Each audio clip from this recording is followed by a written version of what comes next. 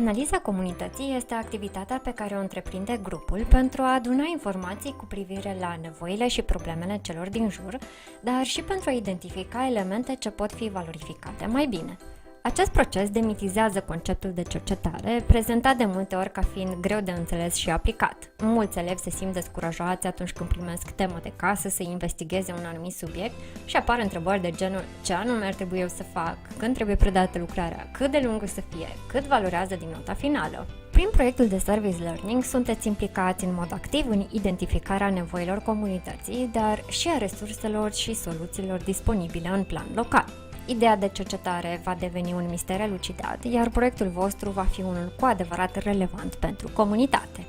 Pentru a descoperi toate comorile și provocările comunității voastre, veți trece prin două etape. 1. Culegerea de date. Sună complicat, dar este extrem de distractivă această etapă.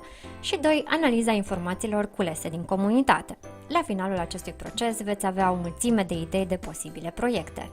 Cum pot să aflu mai multe despre comunitatea mea? Împărțiți echipa în 3 grupe de lucru și alocați fiecăreia o metodă de analiză. Fiecare echipă are la dispoziție o oră pentru a se organiza și o săptămână pentru a realiza cercetarea. Analiza media. Ce ziare, posturi de radio sau canale TV ar putea să publice informații folositoare? De exemplu, dacă un ziar publică minim 3 articole despre lipsa spațiilor verzi din orașul vostru, atunci este foarte posibil să fie o nevoie reală. Listați mai multe surse din care puteți să vă documentați și împărțiți-vă responsabilități pentru următoarea săptămână. La final, ar trebui să aveți o listă cu minim 5 nevoi și 5 resurse identificate prin această metodă. Realizarea de interviuri. Gândiți-vă la 2-3 persoane care cunosc foarte bine comunitatea, cineva din școală, un ONG sau reprezentant al unei autorități locale. Notați 4 întrebări pe care le-ați adresa acestor persoane și împărțiți-vă responsabilități pentru a-i contacta și a realiza interviul. După discuția cu aceștia, ar trebui să puteți lista minim 5 nevoi și 5 resurse identificate prin această metodă. Aplicarea de chestionar vă poate ajuta să înțelegeți ce cred mai mulți oameni, elevi, membri ai familiei, vecini, despre o anumită problemă. Stabiliți întrebările și numărul minim de răspunsuri pe care ați vrea să le primiți. Din nou, este important să vă planificați și să vă asigurați că la final puteți numi minim 5 nevoi și 5 resurse. După o săptămână, vă întoarceți în grup cu toate informațiile adunate pe teren și treceți la etapa de analiză.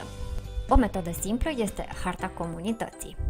Folosiți o sfoară pentru a delimita pe podea conturul comunității voastre. Fiecare echipă va nota pe cartonașe nevoile și resursele identificate și le va așeza pe hartă.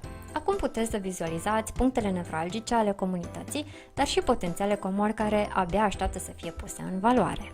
Fiecare nevoie și fiecare resursă poate să devină o idee de proiect. Lăsați imaginația să transforme această hartă a comunității în zeci de oportunități pentru grupul vostru de a realiza un proiect de service learning cu impact. Urmează episodul 4, în care vom prioritiza ideile din harta comunității și vom alege împreună proiectul de service learning pe care ne vom concentra în viitorul apropiat.